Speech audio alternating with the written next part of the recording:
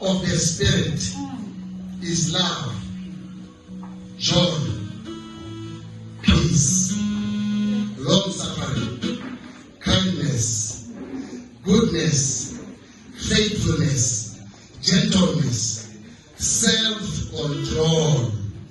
Against such, there is no law. Hallelujah. Amen. Hallelujah. Hallelujah. This is the scripture that we are moving with today. Hallelujah. We want to show the fruits of righteousness. Hallelujah. As the children of God. Hallelujah. Amen. Hallelujah. Amen. Introspect yourself as you are seated there. Amen. Hallelujah. That my heart, does it have love? Do I have joy? Do I have joy? Do I have peace? Do I have patience? Do I have long suffering? Do I Hallelujah. Amen. It's good to be interpreted to say what I've said. Hallelujah. Otherwise, that's to get the wrong message. Hallelujah. Do I have kindness? I'm good. Hallelujah. The most important, I'm faithful. Are you faithful to your spouse? Are you faithful to your God? Are you faithful to your parents? Are you faithful to your siblings? Hallelujah. But most importantly, are you faithful to God? Hallelujah.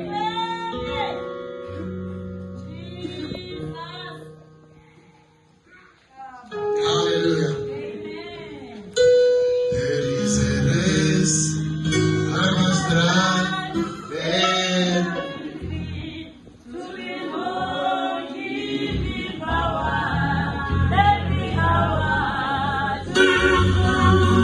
There is a race